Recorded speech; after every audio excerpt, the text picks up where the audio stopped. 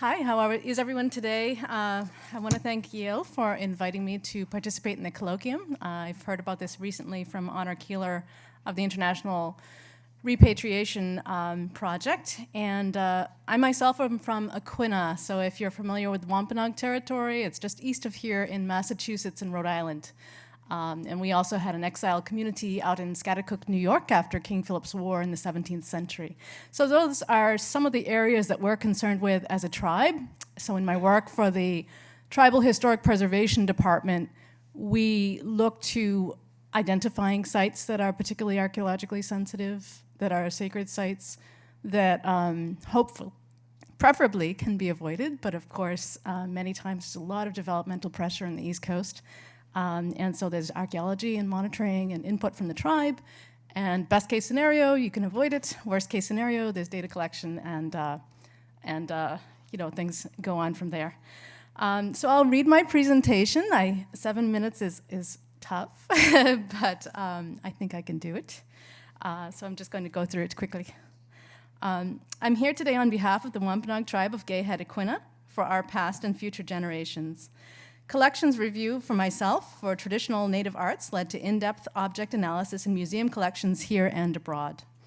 My journey began locally with a few unidentified pieces to which not much importance had been assigned. I did a project on an 18th century fabric sash that was supposed to be King Philip's. That was an interesting project, and I published very hopeful of hearing more information about the fabric, and I think it might really be the only one in existence from those times, unfortunately. And I've also done some photo identification projects and some other unusual object identification projects as well.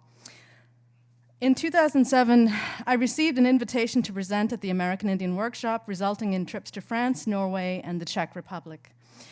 Inventories that I saw for curiosity cabinets included descriptions of flayed, tattooed skins of native people, skeletons, pipes, wampum, giving me an inkling of what I might find. However, experiencing the conflict of moving a native burial to a more convenient spot during pre-construction in Massachusetts, or viewing a Maori human head on display abroad were deeply disturbing. Yet, I am compelled to be present and witnessed by a long line of my female Wampanoag ancestors. In traditional Native society, women use their unique perspective to shape society, as defined in the word for woman, matumwasis, in Wampanoag. It means the one who has the final say.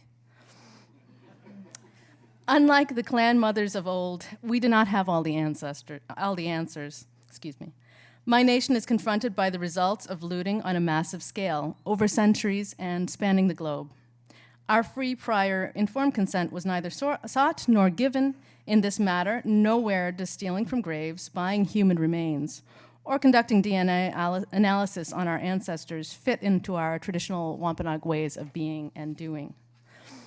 In the early contact period, and when I say that, I know that's really subject to interpretation, but early contact, I think in this context, it's about 16th century, maybe early 17th century in the Northeast coast. So in the early contact period, a native person admitted to being the one who pointed out a tribal cemetery. After it had been looted by the newcomers, that person was put to death by the tribe. The Sachem Chickatabut lodged formal complaints with the 17th century Massachusetts Bay Colony after a great bear skin and other gifts were stolen from his mother's grave. So tribal protocols were not known or respected by the outside world. Today, there is still little thought given to tribal credos for honoring those who have passed away. We come together in the aftermath to think of new ways to properly return the dead to Mother Earth. In humility, we ask for guidance on restoring their repose the way the Creator intended to facilitate a lasting peace.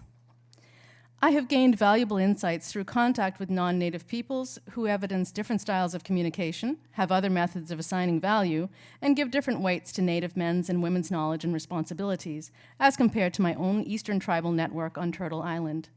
I do think with more exposure to Native Americans that the global consciousness is evolving to more fully include the federal tribal voice in authenticating our items and determining the most ethical fate for sensitive materials.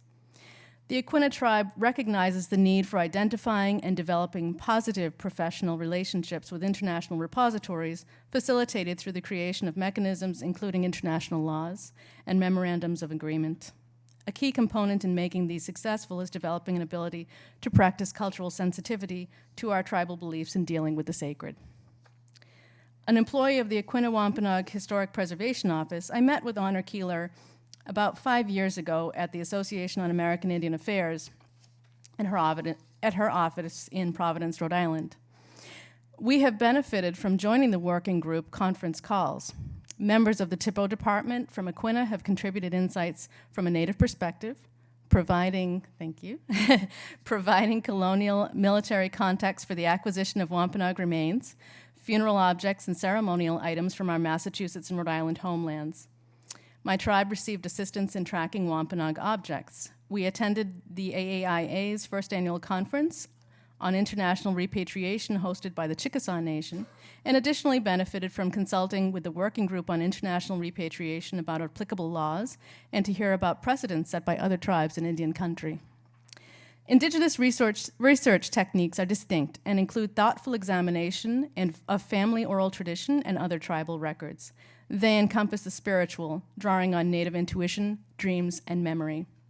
Indigenous research methodology involves the ability to recognize and speak the language of cultural symbolism. The identification of our ancestors and their ceremonial funereal objects is complex and demanding, requiring the specific expertise only Native American tribes can bring to the table. Yes.